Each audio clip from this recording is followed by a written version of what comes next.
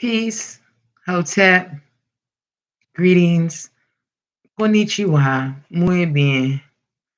Uh, to those I miss, please don't crucify me for it. What we're going to be talking about today is universal sequential engineering and also the benign condition. When I was coming up, I was told that most people with this benign condition usually didn't live past their 20s. I've had several family members to die as a result of this benign condition. And one thing I want to talk about in regards to this benign condition can be traced all across the entire planet. But the origin and the root of the people who possess this benign condition is Africa. Okay, this disease can be traced throughout the Mediterranean, Sub-Sahara, um, all over diverse geographical locations. So, with that being said, another thing, when we get to talking about ancestry and tracing our roots um, back to Africa, there are diverse ways that many of us have attempted to trace our roots. Um, as far as those who are people of color who possess the last name Moore, it will not be that hard to trace your roots.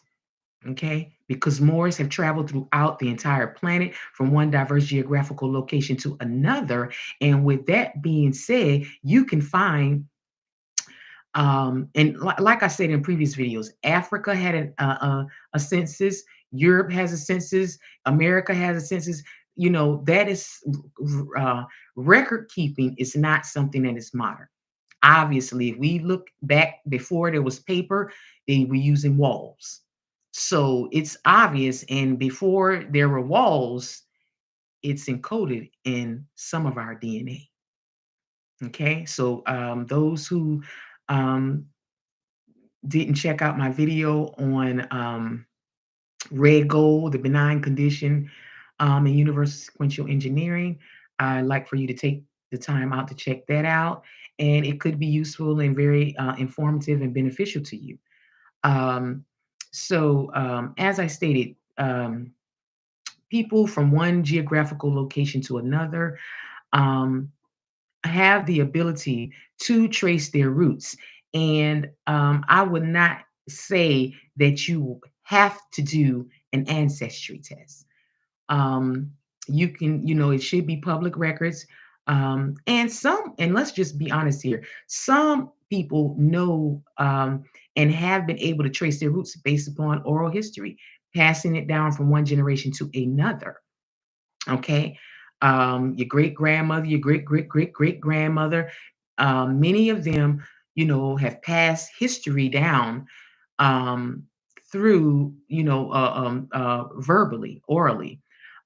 So, that is one of the reasons for the elders in your families. And those are the people that you need to go to in regards to finding out more in regards to your family. So the elders definitely do have a purpose, and their purpose should definitely be to ensure that the younger generation knows who they are.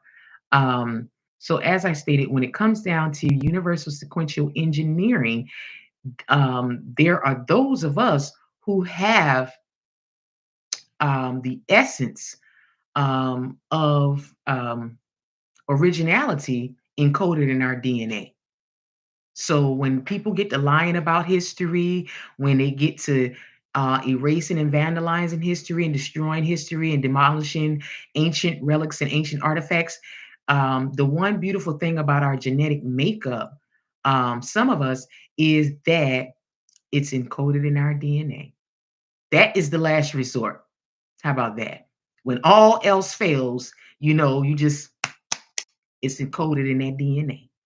Okay, so when someone the lies that have been perpetuated throughout thousands of years, the omission of certain things from various essences of establishments and organizations and throughout history, religion, despite all of the omission and the lies, your DNA and your genetic makeup tells us a whole lot.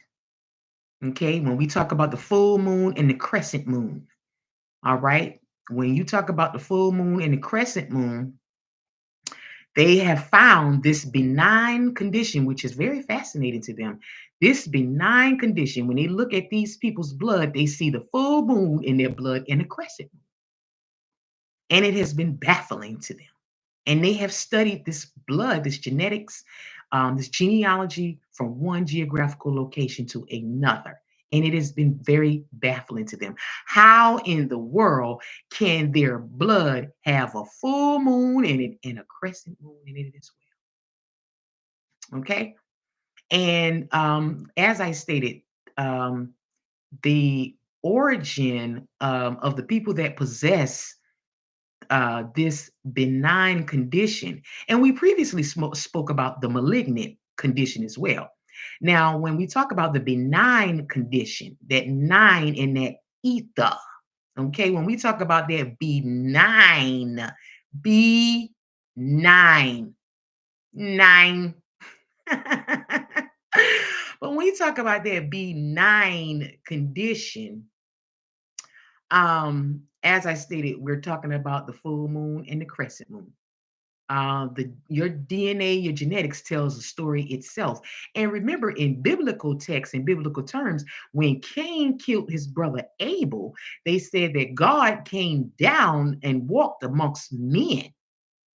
And as he walked amongst men, on the planet, he came up to Cain and he wanted to know, well, what happened to your brother? Where's your brother? And he said, I don't know. I ain't my brother's keeper. So that's another term where are you your brother's keeper came from. Well, he was saying, I'm not my brother's keeper. He said, what have you done? And he had to explain. And the reason what made God come down to the earth was the fact of the blood spilling into the earth's soil. So bloodshed. And when we look at some of these geographical locations where war was fought and there was a lot of bloodshed, it used to be habitable and fruitful. But once that blood has spilled into that soil, it turns into sand. It turns into dry, and the people have had in various. Now, don't quote me on this, but they have migrated to another location because that land, after the war and after all of that blood spilled on the battlefield, after that, after some of those wars, it dried up the vegetational state of that land and turned it into a desert state. So, one of the reasons that it was said in biblical texts that God had come down to the earth was because he heard the blood of man cry out to him. The blood of Abel after being slain by his own brother Cain. Okay, so the problems. And when we talk about the slaying of Cain and Abel, it goes all the way back to the story of Set and Esau. One brother killing another brother for whatever reasons. Okay. So when we talk about blood, it's a very, very serious thing.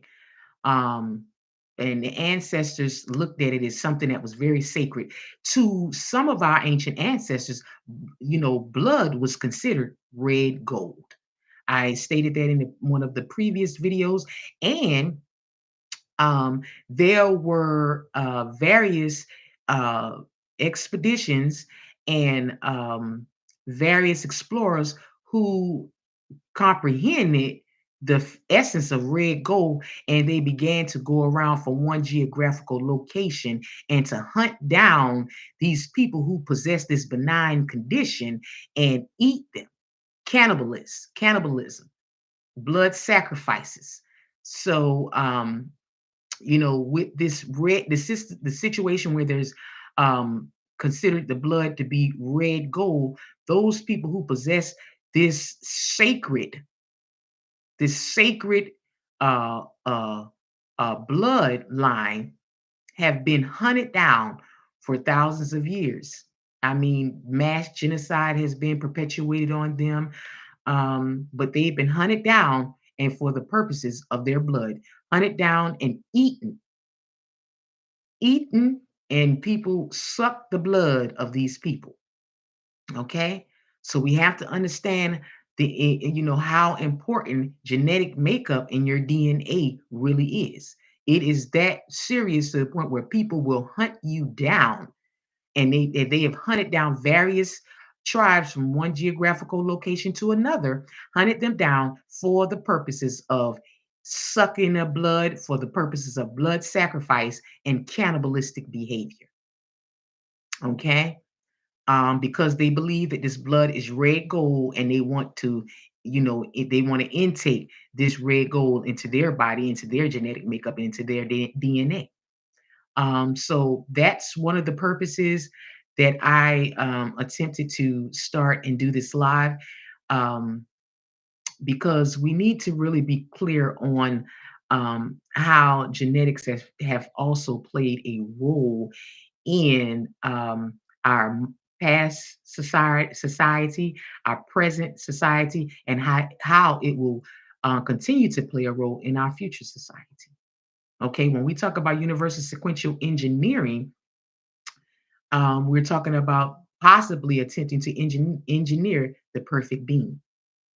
Okay, we are talking about supernatural beings. We are talking about those who are possess supernatural abilities. And as I stated, the people that possess this benign condition throughout history were seen as benevolent.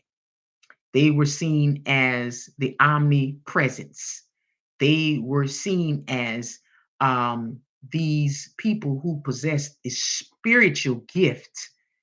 Um, and as a result of this spiritual gift, you have people who are angry that they don't possess this same spiritual gift. Everybody may have a gift, but that's where you see the jealousy and the envy coming in.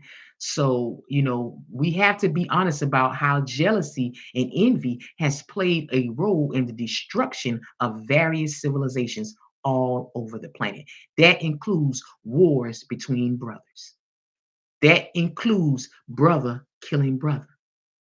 Okay, and many of the reasons is to assume total power and control. So that's one of the reasons that I definitely wanted to do this live, um, in regards to this universal sequential engineering. And, we have to understand how our genetic makeup works and how important it is in past, present, and futuristic society. So, like I said, we have to be clear. With that being said, Hotep.